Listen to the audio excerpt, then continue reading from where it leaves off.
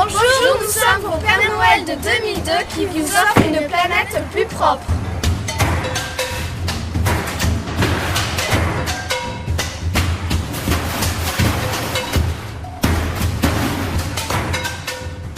Le recyclage et la transformation des matériaux contenus dans les déchets permettant d'économiser des matières premières et de l'énergie.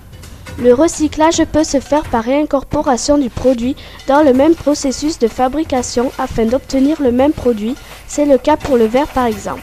Quelles que soient ses activités, l'homme produit des déchets. Ceux-ci peuvent être répartis en 3 groupes principaux. 29 millions de tonnes par an en déchets ménagers. En moyenne, 1 kg par personne et par jour, dont de vieux appareils électroménagers, meubles, pneus, batteries, huile de vidange, boue des stations d'épuration des eaux usées, déchets d'entretien des espaces verts. 400 millions de tonnes par an en déchets organiques, de l'agriculture et des industries agroalimentaires. 150 millions de tonnes de déchets industriels par an, dont certains peuvent contenir des éléments dangereux et polluants, déchets toxiques en quantité dispersée, produits par les entreprises, artisans, agriculteurs, laboratoires d'analyse, déchets ménagers, piles, pesticides.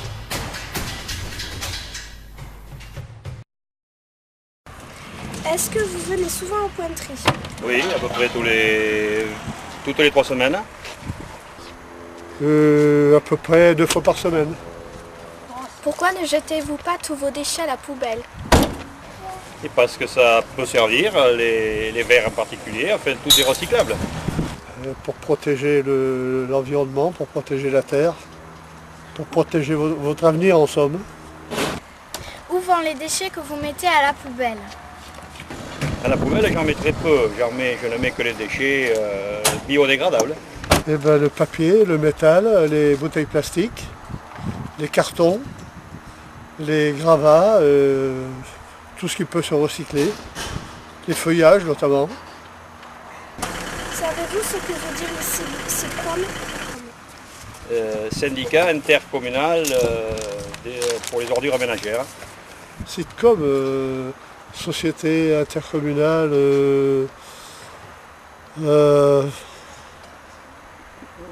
non, je n'irai pas plus loin là. C'est syndicat intercommunal pour le traitement et la collecte des ordures ménagères. Ah, très bien. Depuis quand utilise-t-on une poubelle? Une poubelle, depuis le préfet poubelle qui devait être en fonction dans les années 30 ou par là, 20, 25. À la déchetterie, est-ce que vous mettez tout au même endroit? Tout au même endroit? Ah ben non, je sélectionne soigneusement les containers, tous les containers, par nature de déchets. Pensez-vous que les déchetteries et le recyclage sont nécessaires? Tout à fait, tout à fait, tout à fait. C'est lamentable de jeter les ordures dans la nature et après de les retrouver dans la terre, les nappes phréatiques, etc. Pourquoi écrasez-vous les bouteilles en plastique? Et pour qu'elles tiennent moins de volume, on peut en mettre davantage. Ça revient moins cher le transport.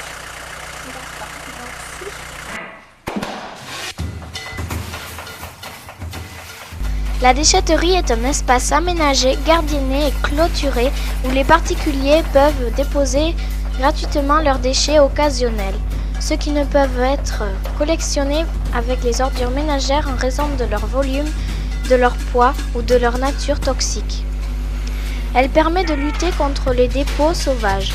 La création d'une déchetterie s'accompagne d'une forte diminution des dépôts sauvages d'ordures. Certains déchets sont réutilisés ou recyclés par la suite.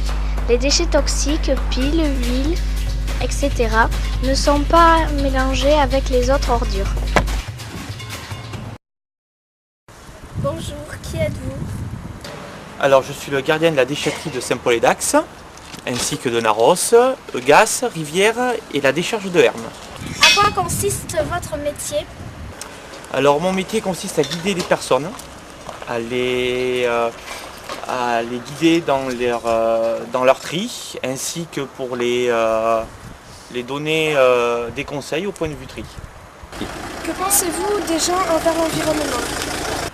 Les gens maintenant commencent à prendre conscience que le tri est une très bonne chose pour l'environnement et que bon, il a fallu du temps, mais on a réussi quand même à leur faire, on va dire, prendre conscience du gros problème qu'on avait ici dans les Landes. Pouvons-nous en faire plus? Bien sûr, on peut en faire plus. Il y a juste une certaine partie des personnes qui trient. Les autres ne trient pas encore parce que ce sont des personnes âgées qui sont habituées. Donc pour en faire plus, il faudrait principalement aider les personnes et justement leur faire prendre conscience qu'il faut faire certaines choses dans les règles et non pas jeter n'importe où et n'importe quoi. Où vont les déchets que vous récoltez? Alors on a nous ce qu'on appelle nos filières, c'est-à-dire que chaque déchet est, comment dirais-je, est traité séparément. C'est-à-dire que nous avons d'abord certains déchets qui sont recyclables, d'autres qui ne le sont pas. Donc nous avons le bois qui est recyclable. Je vous expliquerai après ce que veut dire recyclable et qu'est-ce qu'on en fait. Nous avons les végétaux qui sont recyclables, nous avons la ferraille qui est recyclable. Et pour l'instant, nous n'avons pas encore de solution pour ce qu'on appelle l'incinérable ainsi que le gravat. Trouvez-vous les gens très écologues? Ça commence à se mettre, mais c'est vraiment très très dur. Pour l'instant, il y a encore pas mal d'efforts à faire. Trouvez-vous que les jeunes comme nous sont très impliqués au problème de l'écologie? Eh bien, plus ça va et plus on se rend compte que ce sont des jeunes qui viennent avec leurs parents, qui apprennent aux parents à trier. De toute façon, c'est le principe des jeunes à les former pour éviter justement que les parents fassent n'importe quoi. C'est vraiment une très bonne chose.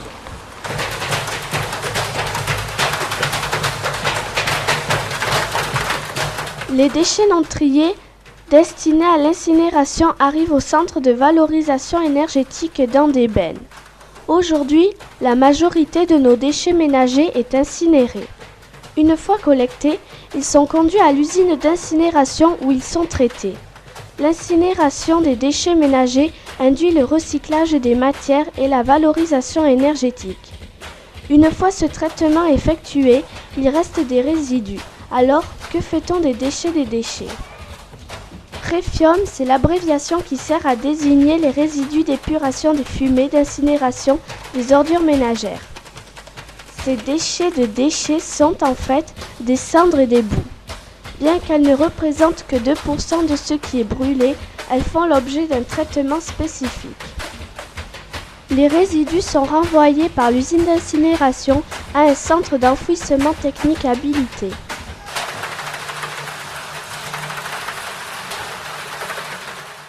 Ici, on est à la station d'épuration de Saint-Paul-et-Dax. Une station d'épuration est une installation de traitement permettant de retirer les matières polluantes contaminant les eaux usées avant de les restituer dans le milieu naturel. Lorsqu'un affluent pollué est déversé dans un cours d'eau, il subit une épuration au fil de l'eau selon des processus semblables à ceux que l'on met en œuvre dans une station d'épuration où l'on transforme la matière organique en sels minéraux. Lorsque la charge pollutive est trop importante pour qu'une épuration au fil de l'eau soit suffisante, une station d'épuration est rendue nécessaire pour que la qualité des eaux rejetées réponde aux exigences sanitaires et environnementales.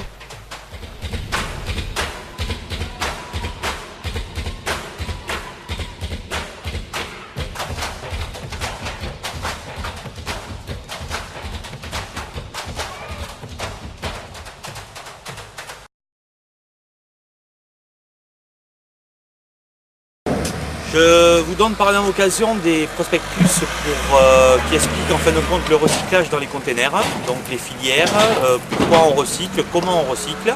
Et par la même occasion, vous pourrez contacter directement le SITCOM pour visiter le parc ainsi que l'usine d'incinération qui peut être très intéressant pour des collèges. Voilà.